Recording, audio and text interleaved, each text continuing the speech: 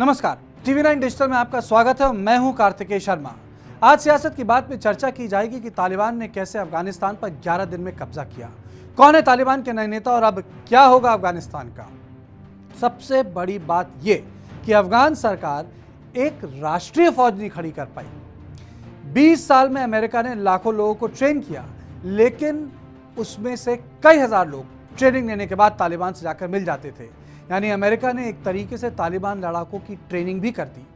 इसका कारण था कि अफगानिस्तान में लोगों की पहचान तरीके से नहीं हो पाती थी। इसके साथ साथ फौज को समय पर वेतन नहीं मिलता था और उसका मोटिवेशन लेवल 0 था।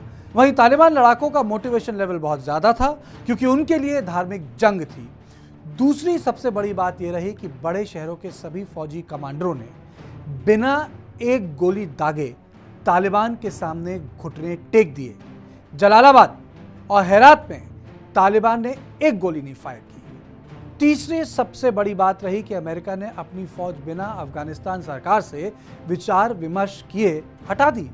तालिबान ने सारी की सारी बात अमेरिका से दोहा में की और अमेरिका ने घनी सरकार की एक नहीं सुनी। घनी सरकार को खुद अफगान लोग देसी सरकार नहीं मान रहे थे। घनी अफगानिस्तान में राष्ट्रपति बनने से पहले विश्व बैंक में काम करते थे और सबसे बड़ी बात है कि तालिबान को पाकिस्तान का खुला समर्थन था और उन्होंने 20 साल में इस बात का ध्यान रखा कि अमेरिका और करज़ई सरकार तालिबान के नेतृत्व को खत्म ना कर दे। अब तालिबान का नेतृत्व दो लोगों के हाथ में होगा, अब्दुल गनी बरादर और हैबतुल्लाह अखुंदजादा। हैबतुल्लाह अखुंदजादा मुल्ला उमर का सगा समधी है।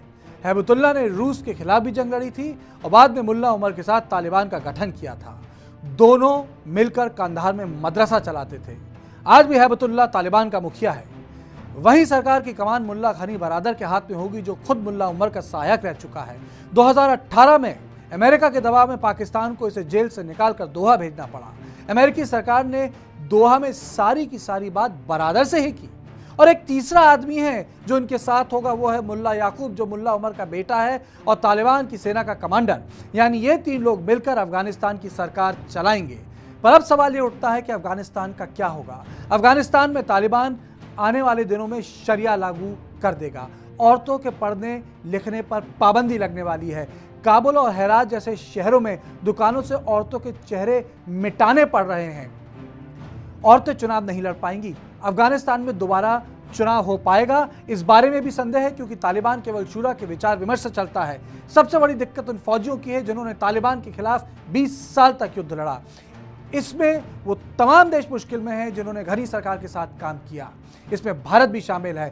भारत ने अफगानिस्तान में काफ़ी काम किया। यानी हिंदुस्तान को अब ये तय करना पड़ेगा कि तालिबान हुकूमत को कैसे अंतर्राष्ट्रीय स्तर पर वो मान्यता दे, वो समझौता करे। पिछली बार अफगानिस्तान में तालिबान को सबसे पहले सऊदी, पाकिस्तान और यूएई सरकार ने मान्यता दी थी। उसके बाद चीन ने तालिबान की हुकूमत को माना था।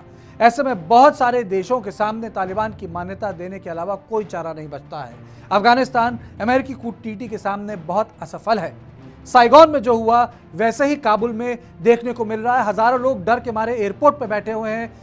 तालिबान का अफगानिस्तान में से 11 दिन में कब्जा काबिज होना एक चीज़ साफ करता है कि लोग घबरा गए हैं। और आप देख सकते हैं इन तस्वीरों में कि किस तरीके से अफरा तफरी का माहौल है। लोग प्लेन पे चढ़ गए, प्लेन टेक ऑफ करने के बाद वहां से उससे गिर पड़े। अपाचे हेलीकॉप्टर्स का इस्तेमाल करना पड़ा। तालिबान जब कब्जा कर चुका था काबुल का, उसके बाद काबुल के एयरपोर्ट को लोगों से खाली कराने के लिए, ये एक चीज़ साफ करता है कि लोग आज भी अमेरिका को बाहर की ताकत के रूप में देखते हैं, इसलिए उन पे विश्वास नहीं करते हैं। अमेरिका ने केवल अपने हित में काम किया है।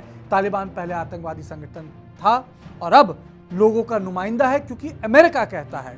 इसका असर पूरे पश्चिम एशिया में भी होगा, जहां सरकारें इस्लामिस्ट ताकतों से लड़ रही हैं।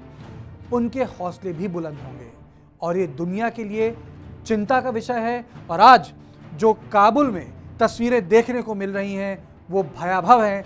ऐसा लगता है कि कहीं ना कहीं लोगों का विश्वास दुनिया की बड़ी ताकतों से उठ गया है। तो सियासत की बात में बस इतना ही। देश और दुनिया की बाकी खबरों के लिए आप देखते रहिए टीवी 9 डिजिटल।